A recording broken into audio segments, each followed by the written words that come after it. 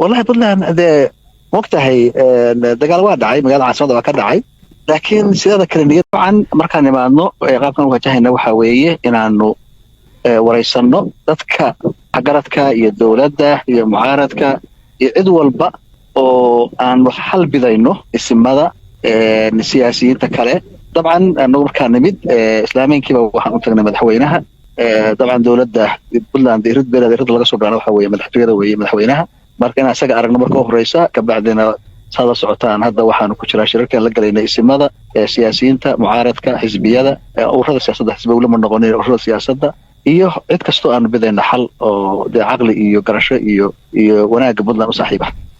sidaad sheegtay ba dhinacyo kala duwan ayaad la kulanteen sida madaxweyne Deni mucaaradka qaarkood haddana waxa idin qorsheysan inaad isimada la kulantaan iyo dhinacyo kaleba kulamadii aad siyaasiyiinta la yeelateen maxaa idinkaga soo baxay walaalay waxa weeye waa weli oo waa bilow wada hadalka iyaga iyo shirarka iyagu hadda waxaan ka soo baxnay Islaan Ciise xalay waxaan sameynay Islaan Bashiir odayaal badan kale waa noo dhiman yihiin ururada bulshada waan is aragnay wasiirada qaarkood oo hawlahan ku taxalluqa oo ka shaqeynta ama dimuqraasiyadda ha noqoto ama processka ha noqoto waa is aragnay marka madaxweynaha waa is aragnay laakiin weli waa bilow hadda daraad baan nimid shar baan joognaa iyo maanta marka waxa meesha yaalana wax sahlan maaha marka kulleeda waqti badan bay qaadanaysaa processku waa dheeraanaya dhabar adeeg badan bay u baahan tahay kula laabasho badan bay u baahan tahay marka weli bilow way warash inagoo og inay weli bilow tahay laakiin idinkuna hawshiina aad durbo bilowdeen oo dhinacyo qaar aad la kulanteen intii hadda aad la kulanteen maxaa ugu waaweyn oo ay ka cabanayeen waa aragtiyo kala duwan oo laga qabo processka dawliga ama ha noqdo demonstration process ha noqdo ama doorashada iyo waqtigeeda ha noqdo ama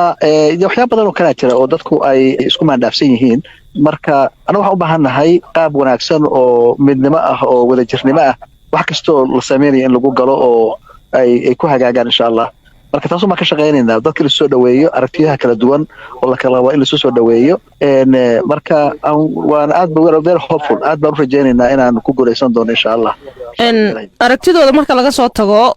rajada intay dhan tahay inay iyaguna ku qancaan wixii aad u soo bandhigtaan horta annaga mas'uuliyadda saaran waxa weeye inaan dhinacyada kala duwan dhageysano wixii markaan anagu aan u aragno macquul iyo soo dhawaanshan aan ka shaqeyno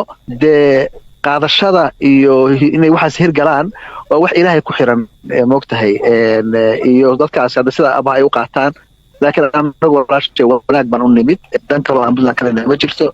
in dadkaasi ay nabad helaan inaan xabadda ma dhicinin in waxa la isku hayo is-afgarad iyo wadajir lagu dhameeyo ka bacdina waqtigan kala guurka ah marxaladda kala guurka ah oo doorashooyinkii ay madlan yihiin in qaab la isla ogol yahay oo wanaagsan lagu aado insha Allah adinka siyaasiyiinta ahaan qaarkiin waxaa la idinku eedeeyaa inaad dhinaca u xaglisaan ha ahaato dawladda ama mucaaradka taa maxaad uga jawaabaysaa mucaaradka iyo dawladda midna abay hooyadna ma dhalin wax dana oo gaar ah anu aan ka leenahay ma jirto waxaan guriga naga hadlayaa Puntland ma jirto maxaa marka u kala yaxanaynaa waa iska propaganda iyo hadda moogtahay social media wax la yiraahdo soo baxay oo qof walba microphone buu haystaa kii caqliga qaba kii doqonka ah kii wala kulli moogtahay microphone bay haystaan marka waxaas walaalay waa iska propaganda way annaga mas'uuliyad nasaaran u baan gudanaynaa haddii nala ka aqbalana alxamdulillah haddii kalena waxa weeye allahuma baraktu weeye marka anagu wixii ra'yigeed waa soo gaarsiinay brinter in dhala eedan la oran maxaad u tagay maxaad u qaban weydeen intaasun weeye wax kale dalon kale ma jirto inkastoo hadda aad dadaalo wadaan Puntland hadda khilaaf baa ka taagan xaalka Puntland maxaad u aragtaan wallahi Puntland waqtahay dagaal waa dhacay magaalada caasimada waa ka dhacay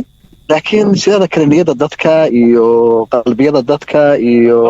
aragtida dadweynaha markaan eegno waxaan isleeyahay shaqada dhacday wax Ilaahay qadaray weeye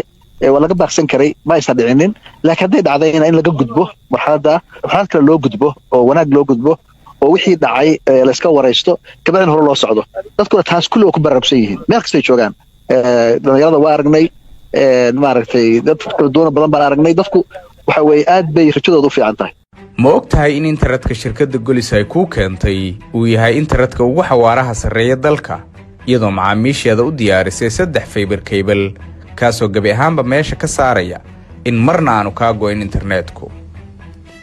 shirkadda Golis waxay diyaar kula tahay inay ku geliso gurigaaga xafiiskaaga iyo meheradahaaga kala duwan garaac 181 oo hadda dalbo internet ka haqabtira baahiyahaaga internet adduunkan aad kula xiriirtid mar walba.